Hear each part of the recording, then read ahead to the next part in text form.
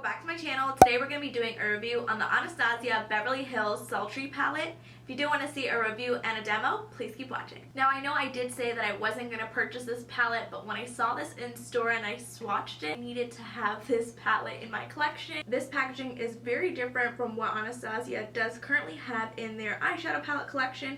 I love this glitter detail packaging, and then on the back you have the ingredients and then you have the eyeshadow names right here. When you open up the packaging, here is what the actual eyeshadow palette does look like. I love this glitter detail packaging. It is so gorgeous. So let's open this up. Oh, looks like it comes with a dual-ended brush.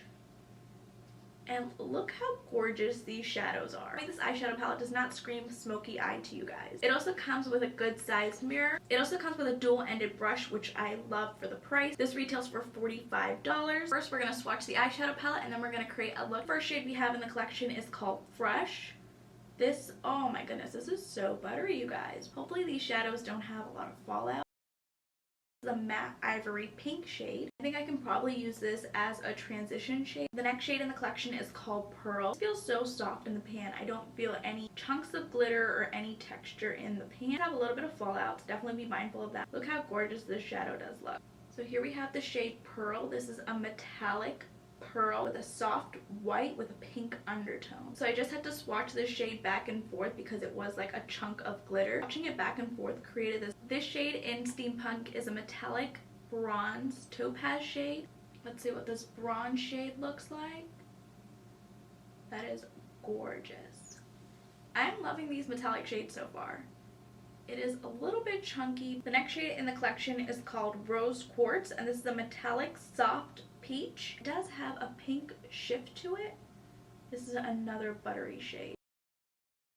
This was the shadow that I swatched in store and I was just in love. Look how beautiful that shade is. I know that these metallic shades do swatch a little bit chunky, so that's why you gotta blend it out like with your finger. I was just in ooh and ah about this shadow in Rose Quartz. This was the shadow that actually made me purchase the palette. The next shadow in the collection we have is called Ember, and this is a metallic bronze khaki shade. Another buttery metallic shade.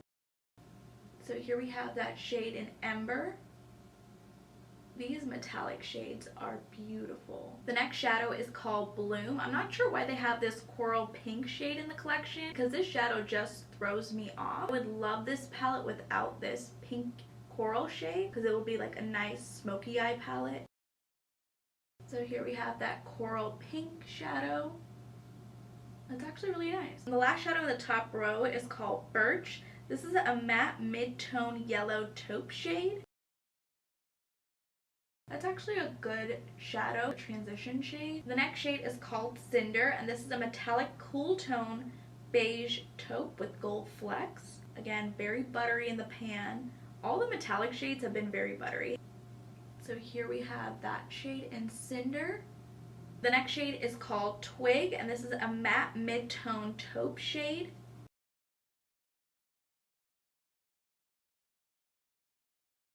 This matte shade would definitely be a transition shade as well. The next shadow is called Teak, and this is a metallic golden brown shade. Just the metallic shades, like, it just puts you in awe. The next shade in the palette is called Dystopian, and this shade is a matte dark ash brown shade.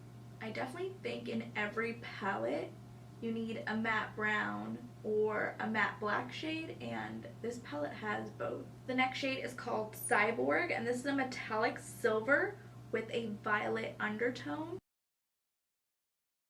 Look at this shade. I feel like when I turn my arm you can see the different shift. The next shade is called Slate, and this is a matte slate gray shade. Of course you gotta have your grays in there because this is the cool tone palette. And the last shade we have is Noir. This is a matte deep black shade. Of course you gotta have a black shade in every eyeshadow palette.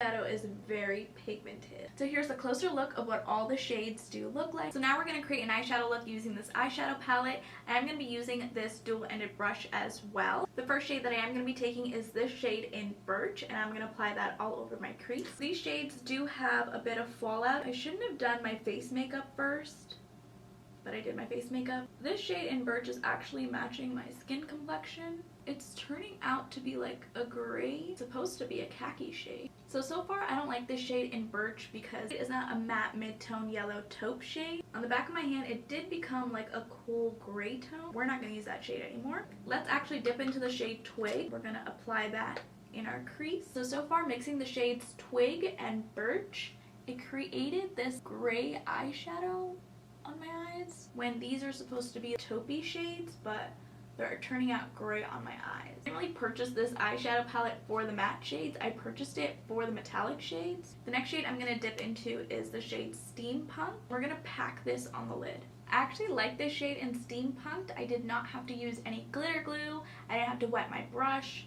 So this is just me packing the shade on my lid dry. I'm going to be doing the same thing to my other eye. This shadow in Steampunk does have some fallout to it. I'm liking how these two shadows do blend together. I'm going to take this shade in Cyborg with my finger. I'm going to take the shade Cyborg and just pack this in the center of my lid just to give it a little bit of oomph. I'm not really seeing a difference. So I'm just going to take the shade Cinder. I'm going to try to pack that in the center. Let's actually take my favorite shade in Rose Quartz. This was a shadow that really sold me. I just love how this swatched in store. Can you guys see the difference between this eye and this eye? When I added that Rose Quartz shade, it just made that difference. As soon as I dusted away the fallout, you see how it just left all that metallic on my face? I'm gonna fix that later. I'm actually gonna grab a packer brush and I'm going to take the shade in Rose Quartz and we're just going to pack this in the center of the lid. Currently my eyelids do have a lot of metallic and shimmery shades on it. I'm actually going to remove this. I removed the shade in Steampunk from my eyelid because I didn't really like it. I want to show you guys what this shade in Rose Quartz looks like on the lid. Do you guys see this Rose Quartz shade? Like, look how gorgeous this shadow performs on the lid. So here we have that shade in Rose Quartz, and do you see how different it is from Steampunk? Like, look how metallic and pigmented this shadow is. So I'm actually going to remove this shade in Steampunk from my lid. So I'm going to go back in and take the shade Twig again. And I'm going to blend that in my outer crease, even though we did not like this shadow. And I'm going to take my packer brush, and then we're going to start packing this on the lid. Do you guys see how this Rose Quartz shade performs on the lid? I grab this shade in Fresh, this ivory shade.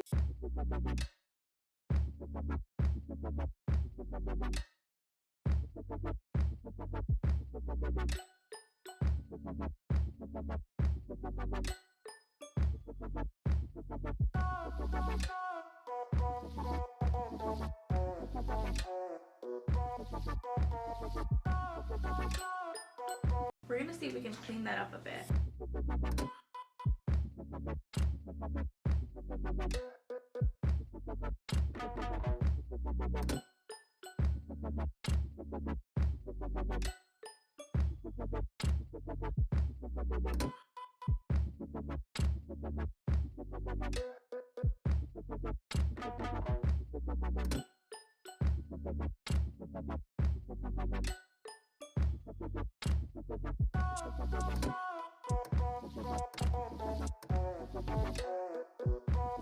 I wiped out the fallout underneath my eyes and I did clean up the look a little bit.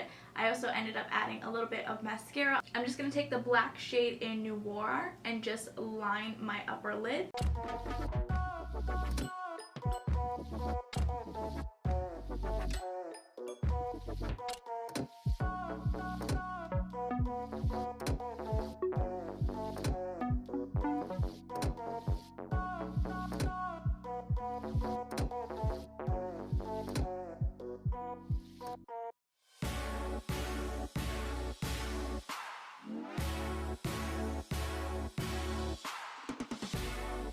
I just finished lining my upper lid with this black shade, and I think for the inner corner of my eyes I'm going to add the shade Pearl. So here's what the completed look does look like.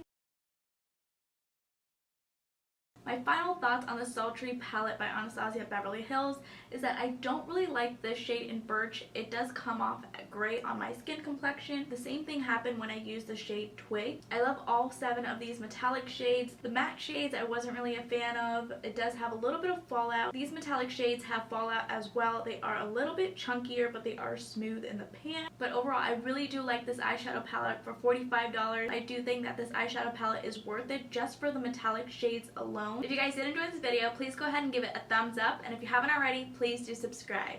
I will see you guys in my next video.